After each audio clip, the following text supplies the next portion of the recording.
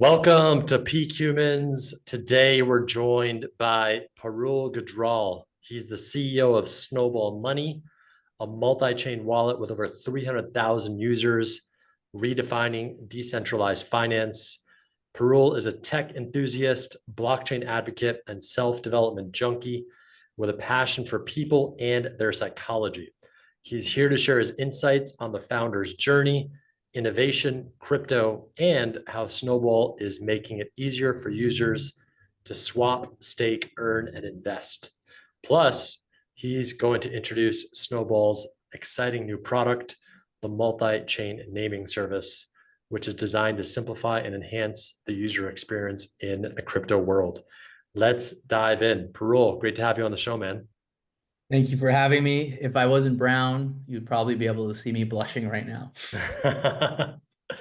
Well, it's a fun moment to have you on there. I remember the first time we met back in San Francisco a long time ago. It's probably been like 10 years now. So it's cool to have you on the podcast and grateful for our friendship over the years. Yeah, you've got to see a lot of the growths and struggles. That's for sure. Yeah. And speaking of that, right, you're a successful founder. And how would you describe the founder's journey? Yeah, it's a good question. I wrote a quote about this one time, and I'd love to share it with you. So, everyone wants to go to heaven, but no one is willing to die. I thought I wanted something, but turns out I didn't. End of story. I wanted the reward, not the struggle. I wanted the result and not the process. I was in love with not the fight, but only the victory. Life doesn't work that way. Who you are is only defined by what you're willing to struggle for.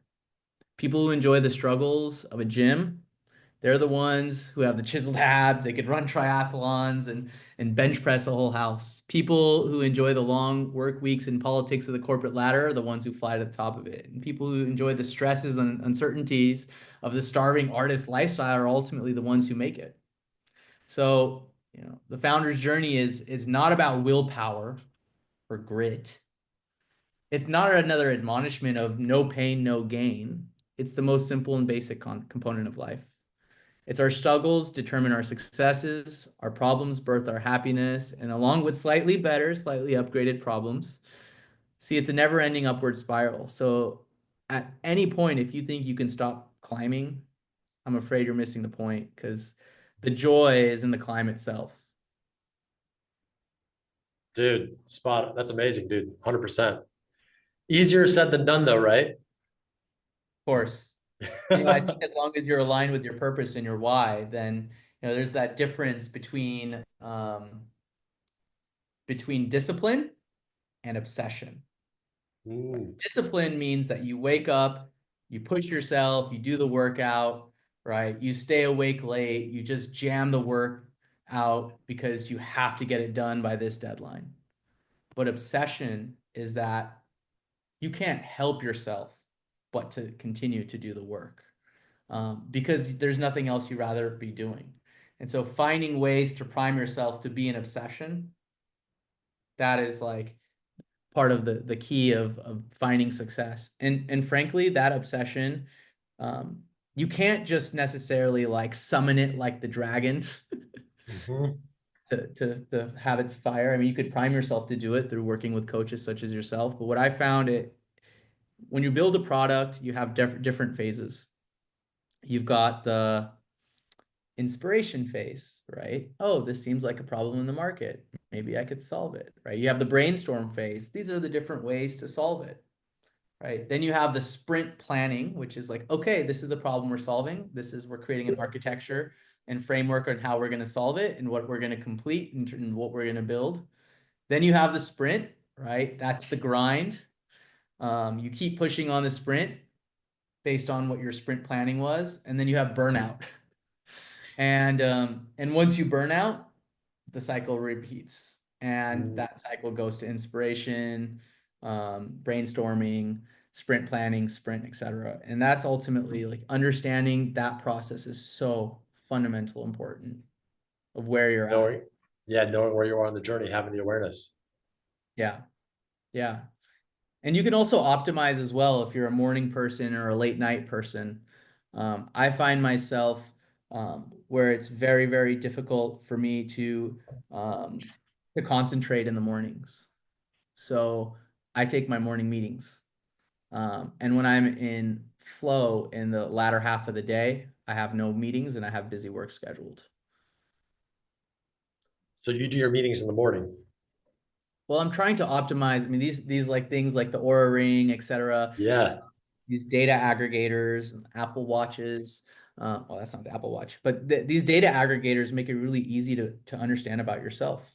Yep. And so if you can understand if you're a late night person or you're an early morning person, when you're in flow states naturally, and when Yeah. you're probably more distracted, and you could optimize your schedule when you're a bit more distracted to probably do more social related things when you're having deep flow states, making sure that you have focus time without context switching. It makes a significant Dude, mastodon of difference. that's so I love that, dude. No, not many people talk about that, right? Just and that's kind of not something you can really teach because you got to tune into yourself and like know yourself and then flow with the way you operate, right? So that's such a great distinction. Yeah. Yeah. How do you do that? So when you kind of start to lock in, how do you become good at focusing? Actually, even before that, I want to ask you the other question because I skipped it over. What is the number one skill as an entrepreneur? Yeah, I mean, I guess since you've already brought up focusing, let's say Yep. that focusing is one of the most important skill sets, not only as an entrepreneur in life, right? And the thing about focusing is a lot easier when there's less noise. And I wanted to share an example of someone who I find incredibly inspiring, and maybe one day I'll get him tattooed on my arm. And there is a very famous image of this monk who set himself on fire. His name is Thich Quang Duc, and I believe in 1963 he set himself on fire while staying in his meditative state. And he was so focused and so aligned with his greater purpose that when the fire stopped and his whole body withered away, his heart remained perfect and intact because his focus and his meditation was so clear.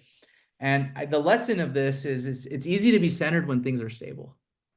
It's easy to be at peace when you're not surrounded by war. It's easy to maintain focus when there's no distractions. See, the challenge is maintaining while the world around you burns. The challenge is to stay in this meditative state as you move through life and through the ups and downs of your organization. And if you're able to master that, then you master yourself. And I think that's absolutely critical. Thich Quang Duc, he maybe we should ask, why did he light himself on fire? Right? His purpose was to align himself with the solidarity of the Buddhists that were being persecuted in Vietnam at that time. And so um, he set himself on fire to bring attention to the world because his purpose was to find peace and harmony for his fellow monks that were trying to, teach the ways of the Buddha.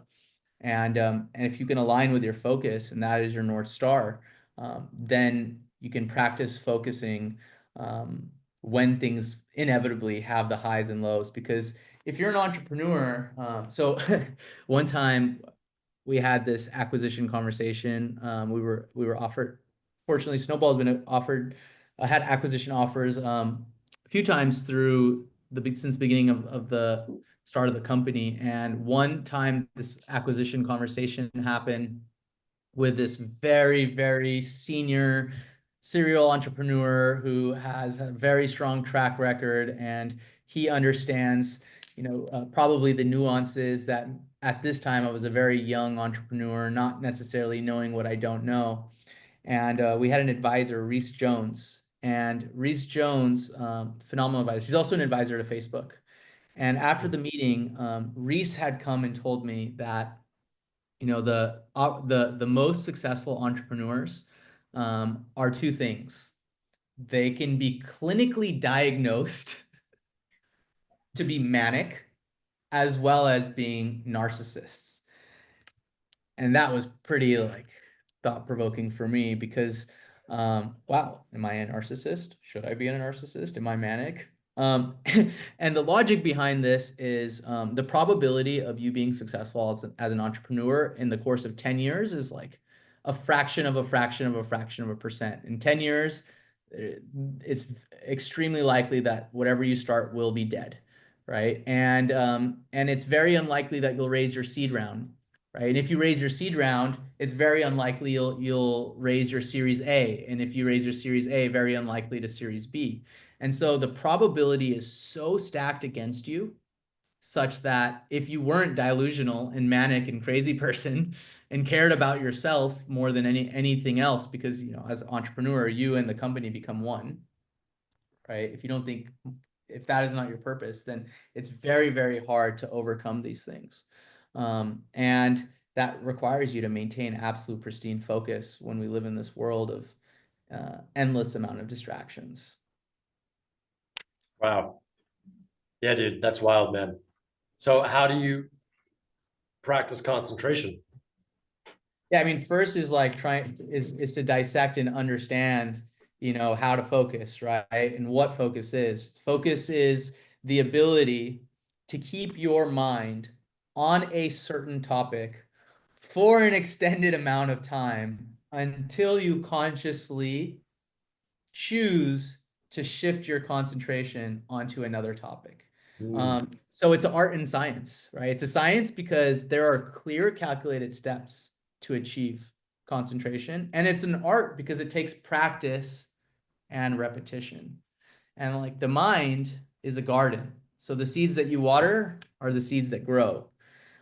So for example, like a garden, the water doesn't distinguish between what's a flower and what's a weed. So if you have seeds of anger, happiness, angst, fear, that water becomes like a muscle and it'll manifest all the seeds there. So it's absolutely important to understand where you would like to put your energy and attention and practice that. And energy works the same, right? So if you water something positive, that can contribute to negative effects as well.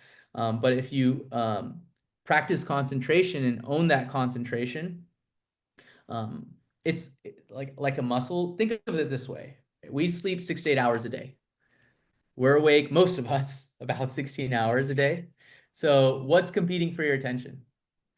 Slack, text messages, tweets, social media, emails, phone calls, meetings. How does an entrepreneur stay focused? You have to be in harmony with your goals.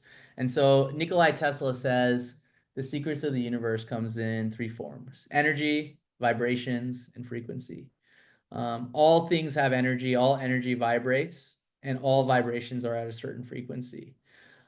So if you think about if you're able to match your frequency with the purpose and goals that you have, then you'll automatically become in harmony of this. So let's use like a real world example of this. Say you have birds that are flying in a V formation. They're cutting and gliding through this sky that has tornadoes of winds that are at different pressures going in different directions and different speeds. But once they're together, they're in harmony. None of them are competing. And together, they're able to pierce through the sky effortlessly. And so the idea is, how do you make it such that you're in harmony with your goals, such that you're in equilibrium? There's no concept of friction or competition, or frankly, those things will be there, but there's minimal friction and competition. And so, energy, doesn't discriminate. So wherever the energy, like wherever your focus goes and where your practice is, that's where the energy flows. mm, And that energy lives, maintains, and grows. And if you're bombarded by email notifications and all these explosions of distractions, elections is happening, or, we have this coronavirus, or, you know, there's war, there's the markets, etc. Your attention is drastically like, being you're practicing 16 hours a day by picking up your phone so many times, context switching so many times, um, losing your focus. So if you practice the piano every single day for hours a day, how long would it take until you achieve mastery? So having your phone by your computer as an example, there's a 90% chance more that you'll pick up your phone and be distracted. So there's certain things that you can do, like making sure if you're in a space, if you want to maintain flow, you could program yourself, have certain music, right? In your bedroom, you shouldn't have your computer or TV or phone. That is a place for sleep. So if you go to your bedroom at the same day, at the same time, or at the same time every single day, and you've removed these distractions, the probability for you to be successful is a lot higher. Um, so, I guess your question, sorry for the long soliloquy, was like, how do you practice this concentration and how can you bring mastery? And it's really three different ways. Number one is NLP, neuro linguistic programming. So this could be through words of affirmation. Perhaps it could be by writing down what you want to achieve. You have your conscious mind and your subconscious mind. Naeem, what do you think is more powerful? Your conscious mind or your subconscious mind? If I had to take a wild guess, I'd say the subconscious. Okay. By how much? It's hard to fathom, but maybe like, well, infinitely more powerful, but let's say 10,000% more powerful, 10,000 times. Okay, it's a good guess. So scientists argue about this, and there's a famous neuroscientist doctor named I think his name is Bruce Lipton, or Bruce Lipton, yeah. and he talks about this, and he said that scientists are arguing about what's like how much more powerful the subconscious mind is than the conscious mind, but they agreed that it's a minimum of 30,000 times more powerful than the conscious mind. Why? Because the subconscious mind is responsible for when you get sick, sending these white T blood cells to attack the sickness. Mhm. You don't have to think about breathing, you just breathe, right? When you're walking, you don't have to think about activating these muscles. This is a subconscious mind. And so if you can take your goals, right, through neuro-linguistic programming, and you can insert them in your subconscious mind, then the probability of you being able to achieve these goals, and like something that I learned with working with coaches like yourself, is the strongest form of human identity is the strongest form of human need is to be consistent with one's identity, right? And if your subconscious mind has an identity that, hey, I'm fit, you can be on holiday, but you're still going to wake up early in the morning and do the exercise. If it's that, I'm going to be successful and worth X amount of dollar amount, you will find a way or make a way because that becomes your identity. So neuro-linguistic programming, through words of affirmation, through writing things down of what you like to achieve in the form of concentration, is a way. The second is creating an emotional tie to whatever goal that you'd like to um, achieve. So for example, we do this like when we're doing the coaching sessions with you, is like emotionally feeling what it means to have achieved whatever goal that you have, and really living that, breathing it, putting in your movement, letting that emotion create emotion. Because emotions, they're like energy, and energy is magnetic, right? So if you see someone that is very, very sad, you feel empathy and you feel sad. If you see someone who is extremely happy, you might feel happy or curious, because emotions are contagious. And then the final piece is having a very, very clear visualization of what you want. And if you have a visualization of what you want, then you can create RPM, you can dissect of what you want into bite-sized nuggets of success, and then you can achieve that. Dude, that's awesome. I love that. Spot on. Yeah. Yeah. I love what you said about how Nikola Tesla, right? The vibrations, frequencies, energy, vibration, frequency, right? That's the order. The secret to the universe comes in the form of energy, vibration, and frequency. Yeah. All things have Yep. energy, all energy vibrates, and it all vibrates at a certain frequency. Yep. And then it's really kind of becoming like a laser, right? I think it's the same thing what you said with the people mess up because the context switching. So if you're able to concentrate and like go deep like a laser, it's like that's the game, right? Immersion. That's what Tony Robbins is so good at. He's like he goes so deep whenever he's learning a new skill or doing anything. It's just like so fucking deep. And that's like it's challenging, right? It's like meditation. It's like all in. So I love what you said that. Mm-hmm. Yeah, absolutely. I mean, I think, listen, there's so many nuance strategies, but I think these are just basic life fundamentals that if you practice, uh, Yep. master, they can contribute to your quality of life, quality of your leadership, quality of the success of your company. And a lot of these are strong indicators um, of probability of being successful. Yeah. Yep. Um, I love how you track your sleep. And do you have anything to say about, real quick, the importance of recovery and rest as a founder? Because there's kind of like two mindsets sometimes, right? Some people are like, don't sleep, keep grinding, just keep going. And others, like Brian Johnson, I like what he says. He's like, it's just as important to rest and recover to be successful long term as a founder. But I'm curious, what's your mindset about the rest and recovery? Yeah, I think that we live in this like culture of major expectations for, the founder, the founding teams to be working 24/7. And the reality is, working doesn't matter. Productivity work Mhm. matters. And so if you could find out how you could maximize productivity, and optimize for that, like as I Yep. had mentioned before, there's like innovation doesn't happen where you're just working 24/7, grinding, pushing it.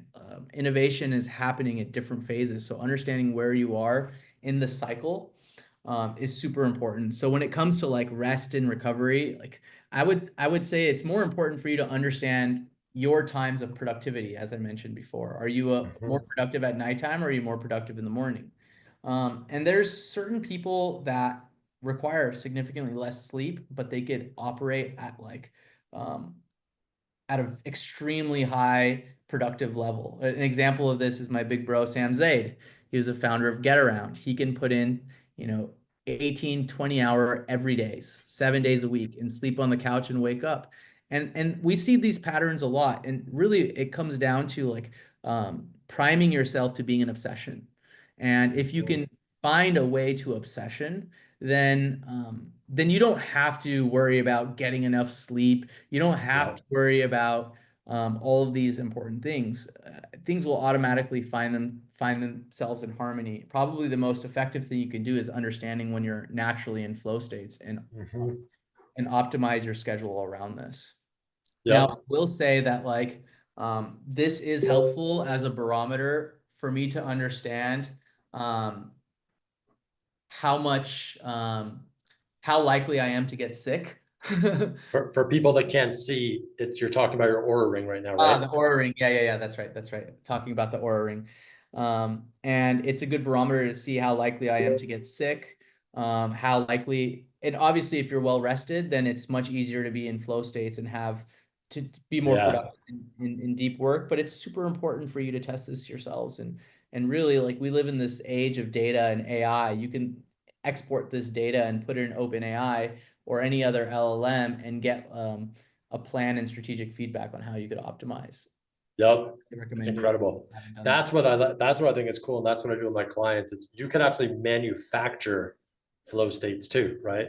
It's like one being aware of like when you naturally do it, but also I can create them more often if I do like monitor this, if I make sure to meditate or jump in the ocean or make sure I work out or take a walk once every like 2 hours or something, right? Versus most people are just burning the candle at both ends.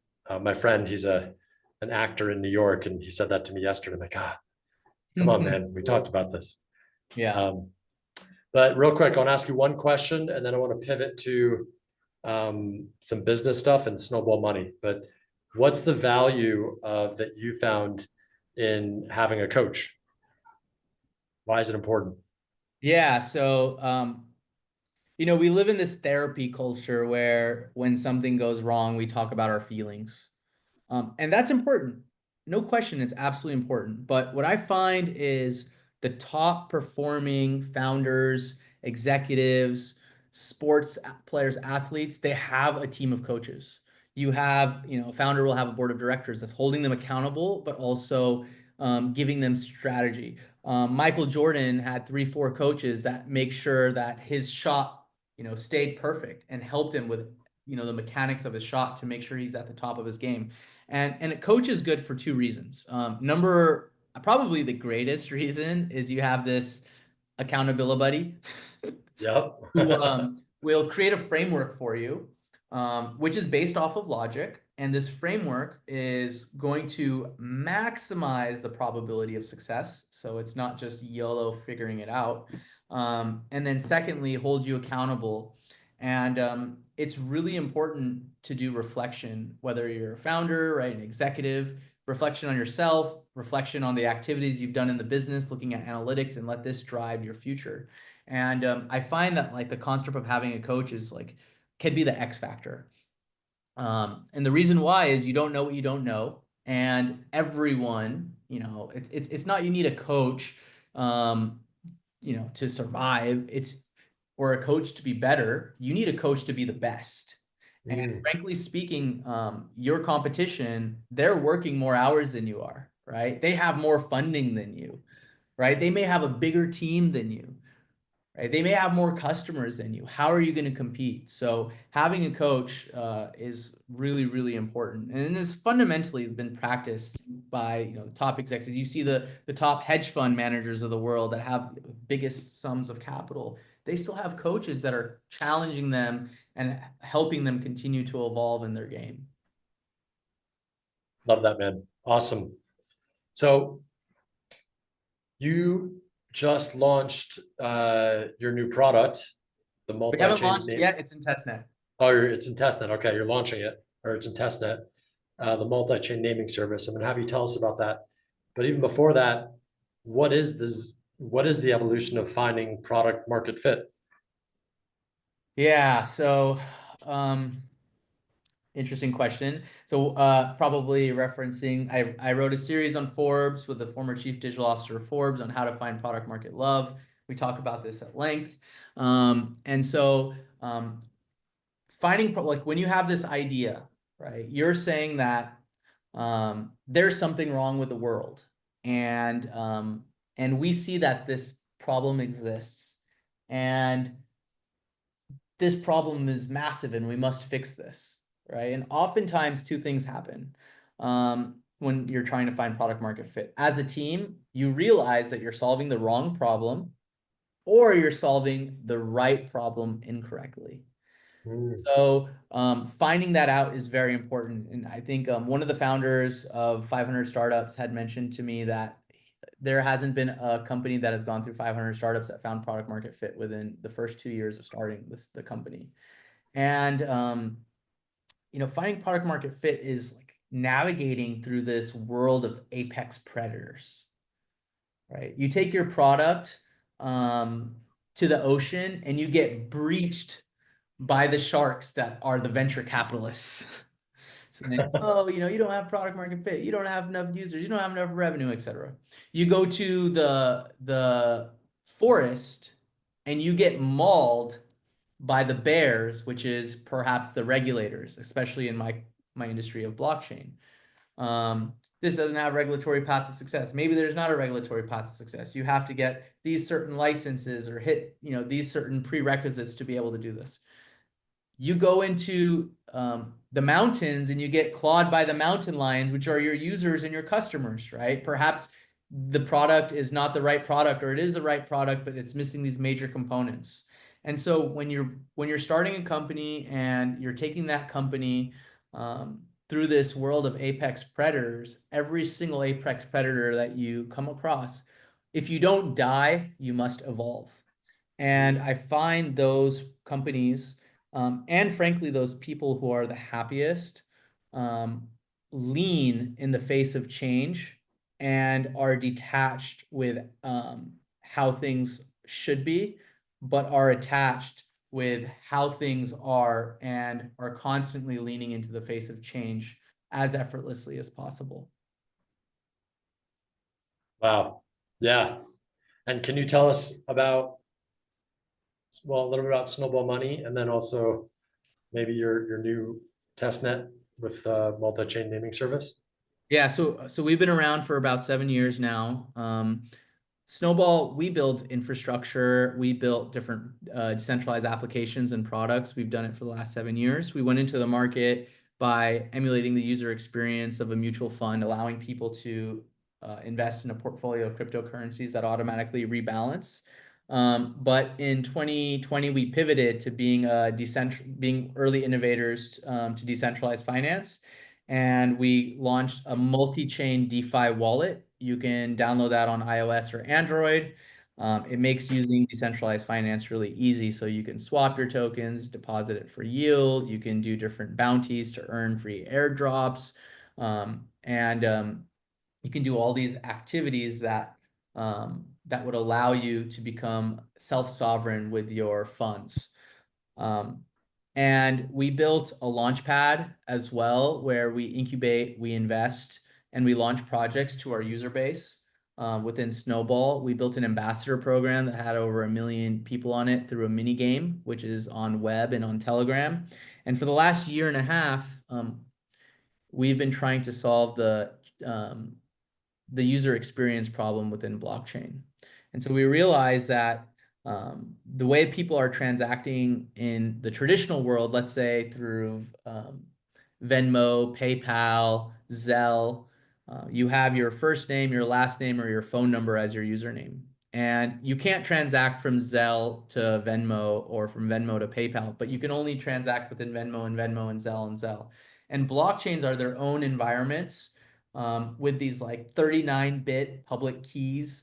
So if I say, hey, Naeem, send me $100, right? Your next question is, or $100. Your next question is, okay, on which blockchain? And I'll say on the BNB blockchain. And you say, okay, do you want me to send you USDT or USDC? And I'll say USDT.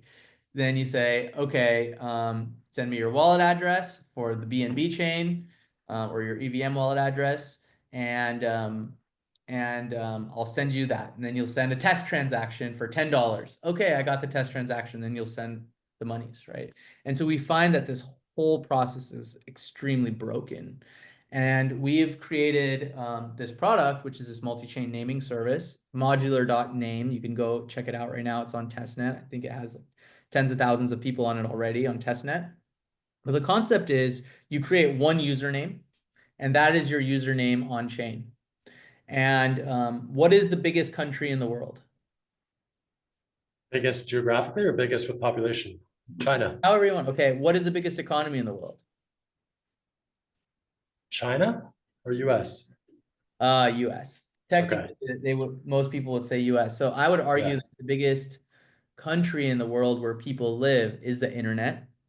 And the biggest Mm. economy in the world is people transacting on the internet. And we have 3 billion people that are coming online for the first time because the cost for these smartphones is going down tremendously. And Elon Musk, as well as a number of other companies, has put 60,000 satellites in the sky, basically Mhm. giving the world internet for the first time. And when these people come on the internet, we believe they're going to need an easy way to transact and participate in this economy.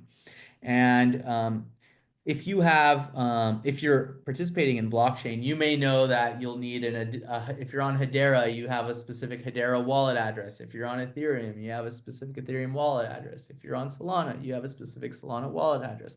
Sui, Movement, Aptos, Cosmos, et cetera, et cetera, et cetera. You have these unique wallet addresses. How do you manage all of them? Mhm. Right. And what we found is how valuable you are as a citizen on the internet will lead to opportunities. And in blockchain, a number of these networks are airdropping tokens to who they believe to be the most valuable people on the internet.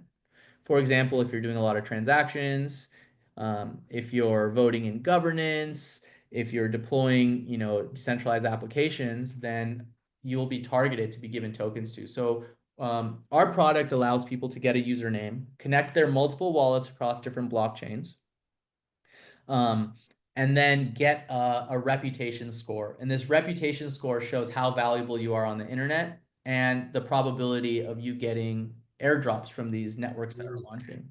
And so a pretty sophisticated product, but what we're trying to solve for is an easy way to transact across different blockchains natively. And then for these protocols that are launching, giving them the business intelligence of um, who the most valuable people are on chain. And I understand you had Andrew on this podcast earlier as well from Nillion, and they have a super cool product that we're integrating as well, which makes it so all the transactions are masked in private such that If you connect all your wallet addresses to this username, no one can look this up, and it's masked and it's private, and you're not doxxed, because privacy is very, very important. And that's what we're working on in a nutshell. Dude, that's awesome. That'd be great. That's exciting. Yeah. And that combined with Andrew's, right, the world's first blind computer million, is going to be pretty innovative for the internet. They just launched actually a super cool product. Yeah, I saw that. I'm an investor. I'm excited. You are Oh, too, I think. congrats. Yeah. Yeah, it's going to be great product to be part of. Sweet man, that's pretty powerful stuff. I love. People should go to snowball.money if they want to. That's right. Go to You guys out. Snowball.money, download the app on iOS, Android, modular.name, get on the test net. We have some rewards. Mainnet will be coming sometime in Q2, and we're rocking and rolling. I love it. And if people want to connect with you, how can they connect with you? Find me on Twitter. We built this identity platform, right? And my Twitter that I started, I don't know, over a decade ago, my handle is @whoisparul, Parul. Nice. So come find me, DM me on Twitter. It's the best way to connect. Cool. And then what are your parting thoughts, or is your parting message for the audience?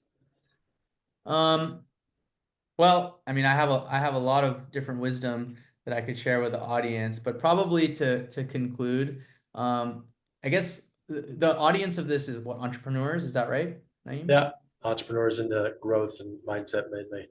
But by the way, real quick, I did want to mention you were on the Forbes 30 under 30 list recently too. I remember because you said what was the, oh, your article was in Forbes, right? The product So I market was writing for as a contributor on Forbes, like when I first started Snowball ages ago, on how to find product market love. And then recently I was put on like this Forbes crypto visionaries list. Yeah, Mexico, well, South America, South Central America, alongside some amazing folks like Evan Luthra and yeah, other amazing founders that have, and venture capitalists, Zach Friedman, who's the one who backed Pudgy Penguins, and some other legends.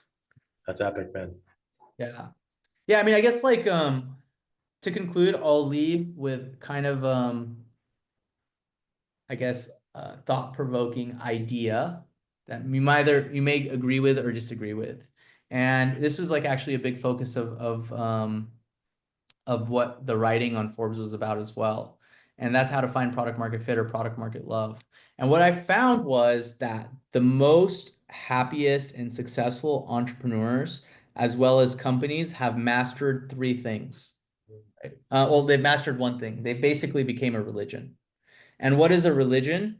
A religion has, to oversimplify it, has like basically a construct of three things, right? There's a community, which is for connection. There's inspiration or belief that, that something greater is on the horizon. And it's very healing. So once you're in this community and you're using these products, like you're getting what the intended positive outcome is. And so which companies are like religions? Let's talk about Uber versus Lyft. If you ride Lyft, you'll never use Uber. But if you use Uber, you'll probably use Lyft if it's, if it's cheaper or faster. Coca-Cola versus Pepsi. If you drink Coca-Cola, there's no way that you're drinking Pepsi. But if you're drinking Pepsi, if Coca-Cola is available, you're having it. Or even Apple, right? If you have AirPods, you probably have an iWatch or a MacBook or an iPad. And so you are believing in this ecosystem. And so if you can find out like how to master those three things as an organization, I think fundamentally you'll be able to not worry about competition, and you'll be able to keep your users, and your users will also become your voice and grow your brand. So I think that's like one of probably the biggest nuggets of, I guess, an idea that I can share with your world. Boom. Great having you on the show, man. Mic drop. Thank you for having me. Super fun. Yeah, Until our next rendezvous. absolutely. Look forward to it. Perfect. Cheers, mate.